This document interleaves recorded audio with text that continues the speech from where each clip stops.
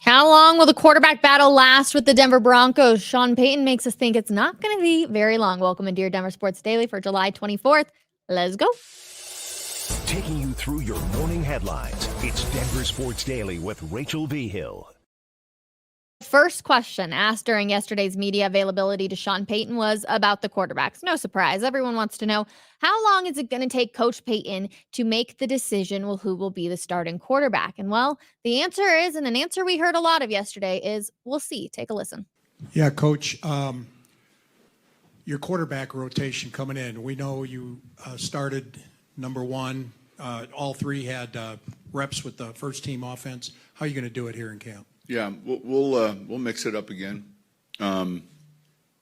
Obviously, it won't stay that way for the long term, but as we get started, we'll keep you posted, and eventually we'll settle into the routine we want. Sean, following up on that, then does it just go from 3 to 2 to 1, or I guess how do you envision sort of the? We'll keep you posted. I'm not going to sit here and lay out here's how it goes, because I think the mistake made is deciding how it goes. Organically, this my experience I think we'll see a rotation initially, and then we'll move on from there. Sean Payton was a little spicy yesterday. He must realize the season is officially upon us. Things are going to start to get a little crazy from here. The national media is definitely not talking very highly on the Broncos, and we're going to get into that in just a second. But staying on the quarterbacks, I've been saying they need to make sure that this is quick, this is efficient. You go into week one, hopefully you can narrow it down. Training camp goes by way too freaking fast, and you have to figure it out just for the chemistry of all the other guys around the quarterback.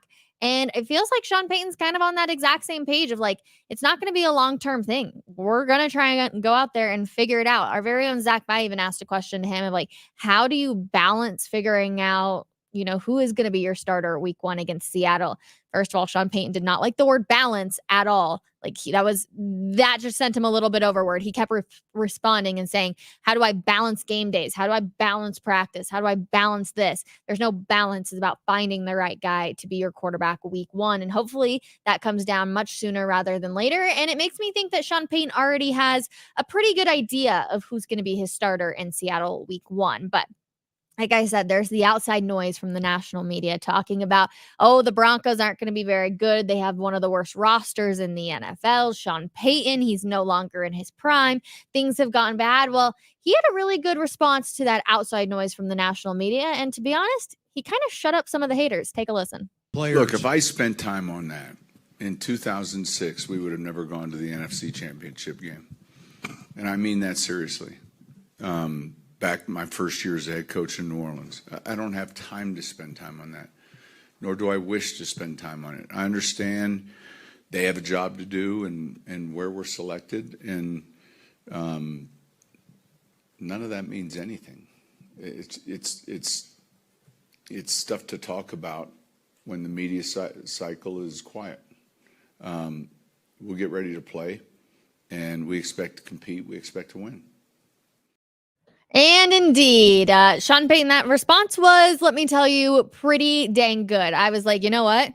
He's got a good point. Look at how far things have already come when it came to what Sean Payton did down there in New Orleans and all of the noise that they heard about how he couldn't do anything and then taking them to the NFC Championship game. So I feel like he shut up some of the haters on that front. And I do believe that I think he listens to the national media. I think he hears all of it. He hears the rumors that go around, but I also think he just tends to be like, you know what? I can't do anything about it. It's going to be talk regardless.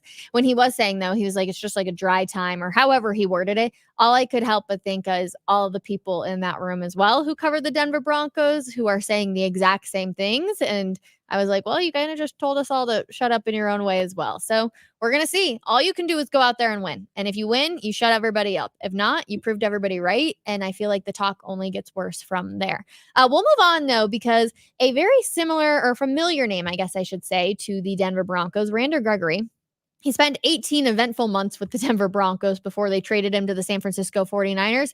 Well, he took another turn at training camp as he signed with the Tampa Bay Buccaneers during the offseason. But listen to this. He did not report for training camp, and he didn't take part in the offseason either, which obviously subjected him to fines for the days of mandatory minicamp that he missed. And I feel like for somebody like Randy Gregory, who's kind of sort of on his way out a little bit, it's a little weird that he hasn't shown up to training camp. And then you have to remember that he filed a disability employment and discrimination lawsuit against the NFL last month. That suit is filed here in Arapahoe County and names the Broncos as a defendant. In the lawsuit, Gregory alleges that the Broncos and the NFL are in violation of the Colorado Anti-Discrimination Act because the NFL prevented him from taking a prescribed medication to treat social anxiety and post-traumatic stress disorder, two conditions for which Gregory has received formal medical diagnosis. So I'm sitting here and I'm like, it's really weird that Randy Gregory is not showing up to training camp. Like, it's time. You just got to do your job. And again, he's kind of on his way out. He's one of the older guys now in the NFL. Like, I thought that to be really weird.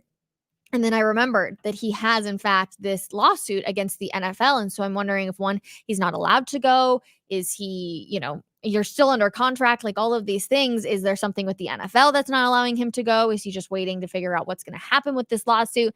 I feel like there's a whole lot of storylines to follow on this. And of course, Randy Gregory being a name that so many people here in the Mile High City know, I feel like it's definitely going to be one thing we're going to have to follow to see, when does he finally show up? Is it going to be week one? Is he going to miss the entire training camp? We see a lot of players who want contract extensions who are missing training camp, but I just find it to be a little interesting on that front. So we'll keep you guys updated on what's going on with Randy Gregory. Another name that here in the Mile High City people are very familiar with, although he didn't play for the Denver Broncos, he was a Colorado State Ram. Michael Gallup is done with the NFL. Gallup was placed on the reserve/retired list by the Las Vegas Raiders on Tuesday, retiring from the NFL at the age of 28. Gallup was a free agent signing with the Raiders this offseason after spending his first 6 seasons with the Dallas Cowboys. Gallup would have had to compete for a roster spot with Christian Wilkerson, DJ Turner, and Ramel Kington. So lots of names right there. And we all know that Michael Gallup has gone through plenty of injuries with his time with the Dallas Cowboys. I actually knew Michael from his time when he was with the Rams.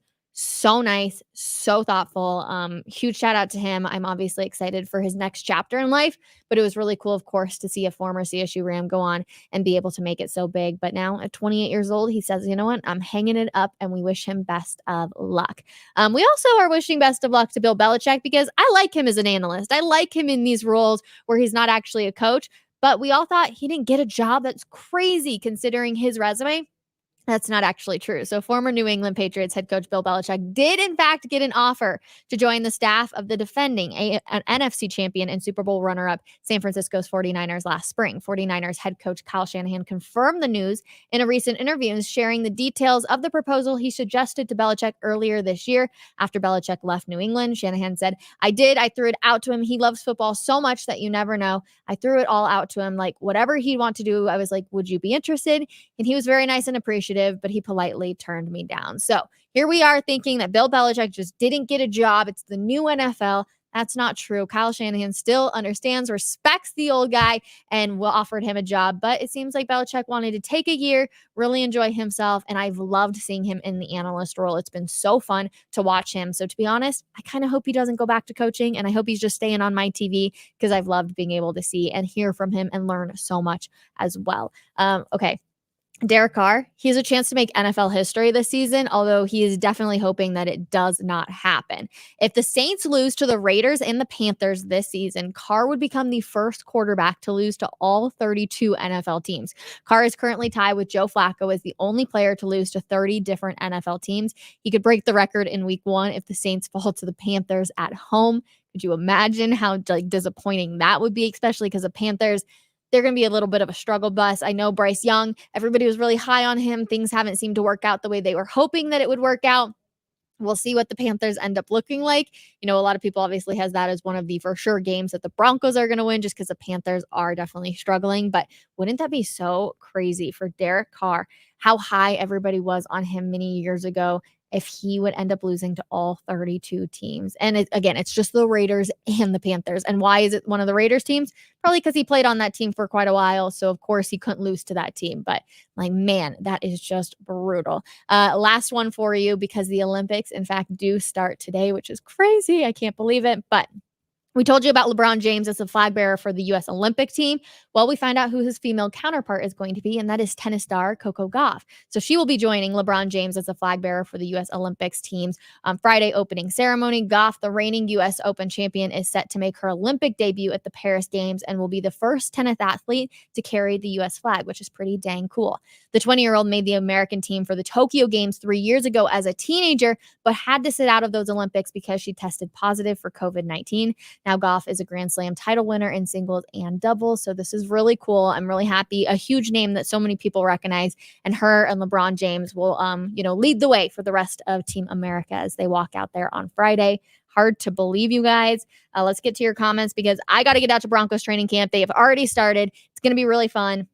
I can't believe it. I'm so excited to bring you guys stuff. Check out my Twitter because I do have an In the Sports office of the barbecue yesterday. A quick minute 30. You can get in, get out, watch the whole thing, see what it was like, but really fun to be out there. And Spicy Sean was making everybody laugh. So we'll see how he is today. Good morning. Good morning. Thank you so much. Good morning, Rachel. Sean was grumpy short and he's facing a double-edged sword. I don't know if Sean Payton was... If grumpy is the word I want, he definitely didn't want to be talking to the media. He kind of made that clear. But he started throwing around a little jokes, and in times where he really could have just said, we'll see, he followed it up with another statement to, give a little bit more detail, which I do respect. Clearly didn't want to be talking to the media, but instead of just saying, we'll see, and that's it, he did say, we'll see, paused, and then he finished on explaining why he was saying that. So you kind of got to just take what you're given in that situation, and that's how I feel about that. To be completely honest, I think the Broncos will win more than they lose this season. Man, I hope you are correct on that front. And I hope they win a lot of home games because a losing locker room is not a fun locker room. Let's see. I liked that Payton shut the door on Sutton. Yeah, okay. So Cortland Sutton, he has no room anymore to talk. They have essentially asked him if there was a contract extension that was getting done with Cortland Sutton. And he came back. Sean Payton said, you know what? No, and there won't be.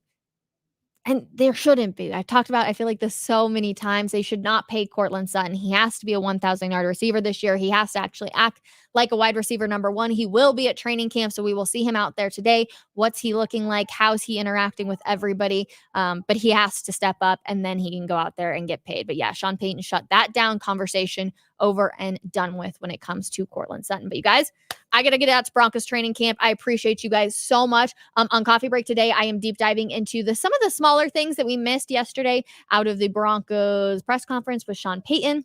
Example, we're talking Caden Stearns. What did Sean Payton have to say about that? I thought it was a little interesting. Cecil Lammy definitely got in the headlines yesterday with his question about Lucas Kroll. So we'll chit chat about that. Of course, we've also got the quarterback talk as well. So just little things that we, kind of got passed over from some of the bigger headlines. Come hang out with me, and then we will see you guys tomorrow right back here at 10 a.m. for another episode of Denver Sports Daily. Have a wonderful Wednesday, everybody. Bye.